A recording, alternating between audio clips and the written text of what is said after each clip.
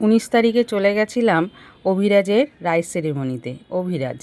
অভিরাজ হচ্ছে আমার ছেলে মেয়ের অ্যাবাকাস টিচারের ছেলে। তো ওরা তখনও এসে পৌঁছায়নি, মা বেটায় খুব সাজুগুজু করছে। তা আমরা মা বেটা ভাবলাম এই ফাঁকে একটু ভিডিও বানিয়ে নিই, একটু ছবি তুলে নিই চারপাশের। তো ডেকোরেশনটা ভালোই করেছিল। ও বাবা, অভিরাজ তো চলে এসছে মা বাবার সঙ্গে। তো চলো অভিরাজের গ্র্যান্ড এন্ট্রিটা আমরাও একটু দেখে নিই। তো বাবা তো দোলনার মধ্যে বসিয়ে দিল। ও সরি, এটা দোলনা না, এটা মনে হচ্ছে একটা কডটাকে বেলুন দিয়ে এমনভাবেই সাজিয়েছে যে অভিরাজের মুখই দেখা যাচ্ছে না। আর অভিরাজ কিন্তু ও মনে মনে ভাবছে আমার গ্র্যান্ড এন্ট্রি হবে, আমি চুপচাপ বসে থাকি। তো যাই হোক, কডের মধ্যে বেলুনের জন্য অভিরাজের মুখটা দেখা যাচ্ছিল না, তাই জন্য বাবা কোলে তুলে নিল। এবার বাবা, মা আর অভিরাজ তিনজনে একই পোশাক পরে সুন্দর এগিয়ে চলছে, আর অভিরাজ কুতকুত করে তাকিয়ে আছে। তো এইভাবেই তো গ্র্যান্ড এন্ট্রিটা ওদের হয়ে গেল। ভেতরে ওরা ঢুকে যাচ্ছে, আমরা পেছনে যাচ্ছি।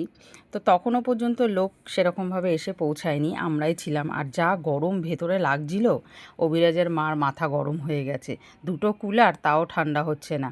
মাথা গরমের ঠেলায় সে চিৎকার চেঁচামেচি শুরু করে দিয়েছে। আর এখানে অভিরাজের অনুষ্ঠানের মেনু। তো আমরা তো বসে পড়েছি খেতে, কারণ আমাদের তাড়া আছে, আমরা চলে আসবো তাড়াতাড়ি। তো ওইদিকে চলছে ওদের কেক কাটিং পর্ব। এই ফার্স্ট আমি দেখলাম রাইস সেরিমনিতে কেক কাটিং হয়। তো যাই হোক, এখন অনেক কিছুই হয়। খাবার টেবিলে দেখো চলে এসছে রাধাবল্লভী, তার সঙ্গে চানা। রাধাবল্লভী আর চানাটা তো একদম গরম গরম, খুব টেস্টি খাবার, আমরা খেয়ে নিলাম। তারপরে চলে এসছে পাতে আমাদের ফিশ চপের সঙ্গে চলে এসছে স্যালাড, আর তার সঙ্গে কাসুন্দিও দিয়েছে। আর ফিশ চপটা এতটাই গরম ছিল, প্রথমে ধরে আমি হাতটা আমার গরমের জন্য আমি একটু ফেলেই দিলাম। তারপরে যাই হোক, কাসুন্দিতে ভরিয়ে ফিশ চপটা খেয়ে নিলাম। গরমে নাজেহাল অবস্থা, চোখের কাজলও যাচ্ছে আমার ঘেটে। আর এইদিকে আমার ছেলে খাচ্ছে আর খালি প্রত্যেকটা স্বাদ নিচ্ছে।